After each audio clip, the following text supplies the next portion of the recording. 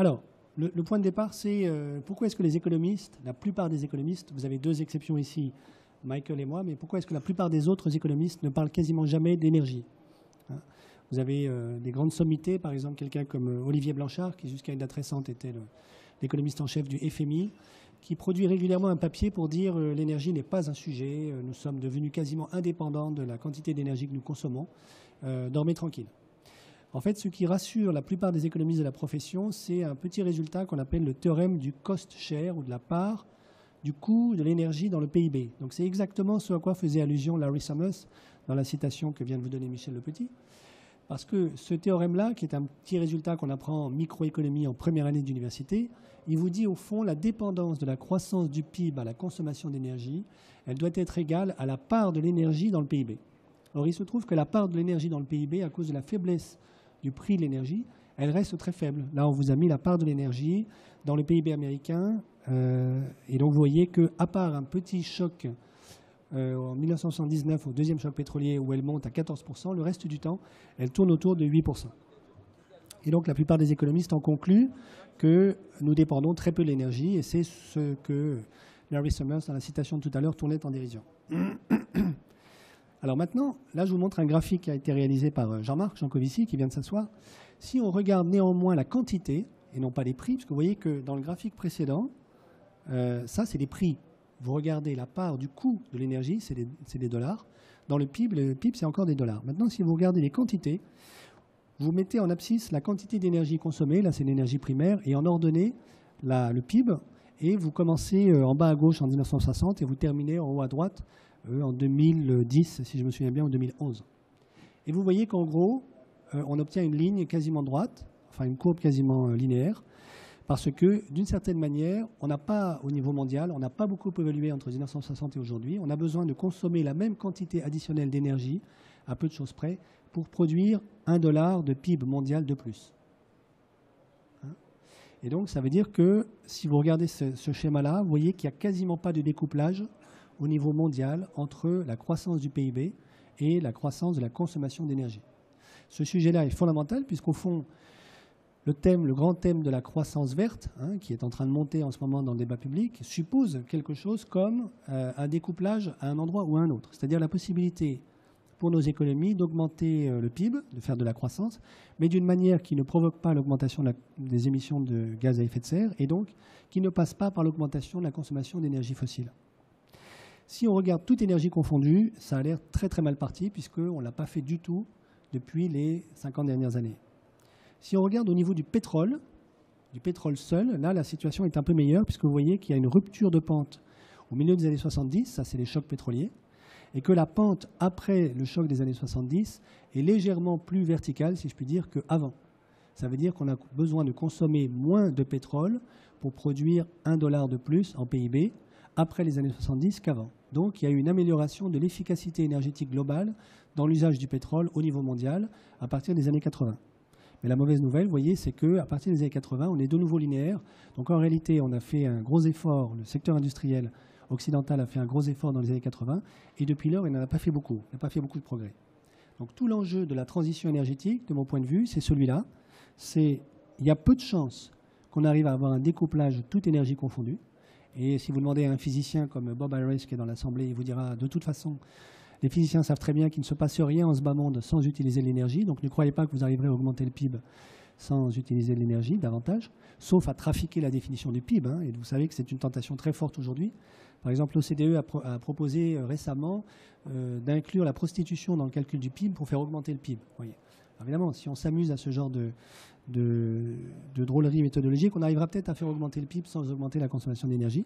Mais si on reste sérieux, on voit qu'a priori, c'est difficile. En revanche, c'est possible de découpler si on désagrège l'énergie consommée et si on regarde uniquement les énergies fossiles. Tout l'enjeu de la transition énergétique, c'est de réussir éventuellement à faire du PIB, mais en consommant moins d'énergie fossile, ce qui veut dire évidemment plus d'énergie non fossile.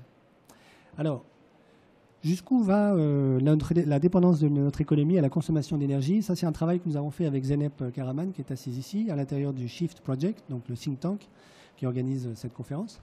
Et on a essayé de regarder finalement quelle était la dépendance structurelle de long terme entre la croissance du PIB et la croissance de la consommation d'énergie primaire. Donc de nouveau, toute énergie confondue. Et ce qu'on a obtenu, c'est ce que vous résume ce graphique-là. On a mis en abscisse la consommation d'énergie et en ordonnée la croissance du PIB pour une trentaine de pays sur une quarantaine d'années. Et on obtient une pente qui est en gros de 60%. Ce qui veut dire que la dépendance de la croissance du PIB, je simplifie beaucoup, mais le message c'est celui-là, la dépendance de la croissance du PIB à la croissance de la consommation d'énergie primaire, ce n'est pas 4% comme le laisse entendre le théorème du cost share, que Larry Summers tournait en dérision dans la citation qu'on vous a donnée tout à l'heure, mais c'est 60%. Donc c'est considérable. Il se peut même que la consommation d'énergie soit le facteur principal qui rende possible la croissance du PIB.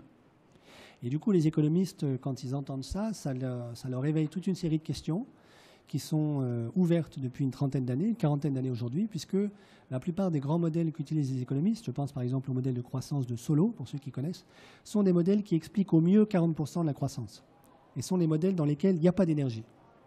Donc il est fort possible, c'est une conjecture que j'énonce, que les 60% inexpliqués par le modèle de Solow, ce soit essentiellement de la consommation d'énergie, puisque l'énergie est absente de ces modèles et que nous trouvons avec ZENEP une dépendance, je simplifie, de 60% de la croissance du PIB à la croissance de la consommation d'énergie primaire. L'autre résultat que nous avons obtenu avec ZENEP, c'est un résultat de causalité. Puisqu'au fond, tant que je vous dis cela, vous pourriez dire, en fait, il n'y a rien de très nouveau dans ce que vous nous expliquez, parce que c'est vrai que pour augmenter le PIB, je vous donne une image, il faut ouvrir des usines. Pour faire tourner des usines, il faut l'électricité, et donc il faut augmenter la consommation d'énergie. Et dans ce récit-là, la causalité, elle va de la croissance du PIB vers la croissance de la consommation d'énergie.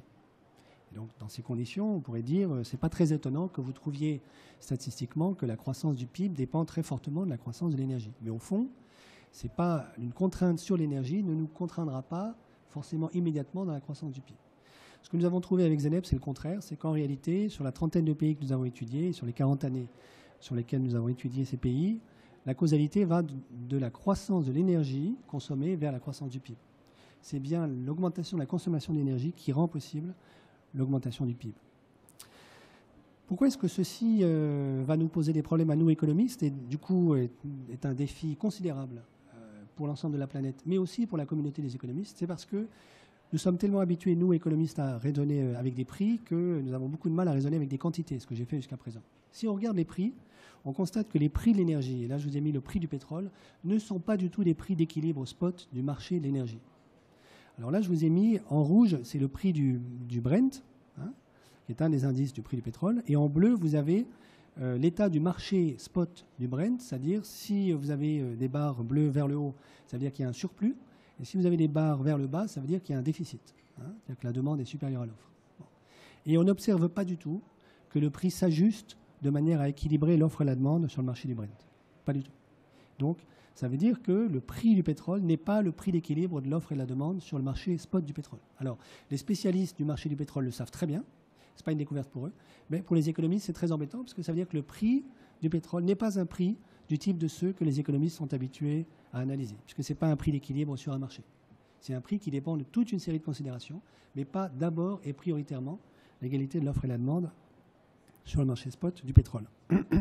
Et puis, dernier graphe, une autre relation très étonnante, c'est le lien entre le prix du baril et le cours du dollar. Donc là, en fait, je vous ai mis en vert le prix du baril et en bleu l'inverse du cours du dollar. Donc quand ça monte, ça veut dire que le dollar baisse. Et ce qu'on observe, c'est que, alors là, par contre, il y a une corrélation très très forte. À chaque fois que le dollar baisse, le prix du baril augmente et réciproquement. Et donc là aussi, ça pose une question fondamentale puisque nous autres économistes, nous sommes habitués à penser au taux de change, par exemple dollar-euro, en termes de prix du dollar contre l'euro qui permet d'équilibrer l'offre et la demande de dollars versus euros sur le marché d'échange. Mais vous voyez que s'il y a une telle corrélation entre le prix du pétrole, qui n'est pas un prix d'équilibre, et le taux de change dollar contre un panier de devises, qui devrait être un prix d'équilibre, ce dernier n'est pas non plus un prix d'équilibre de l'offre et de la demande sur le marché d'échange. Et là, vous voyez qu'à travers ces deux exemples-là, très très simples, on pourrait dire deux des piliers fondamentaux sur lesquels est construite l'économie contemporaine s'effondrent. Les prix les plus importants sur notre planète, à savoir le cours du dollar et le prix du pétrole, ne sont pas des prix d'équilibre des marchés sur lesquels ils s'établissent. Ça veut dire qu'il y a un chantier énorme à réouvrir pour les économistes pour étudier les raisons fondamentales de ces variations, qui ne sont pas des variations liées à l'équilibre. Et c'est ce chantier que le Shift, avec les personnes qui sont ici, essaye d'ouvrir aujourd'hui. Voilà, merci beaucoup.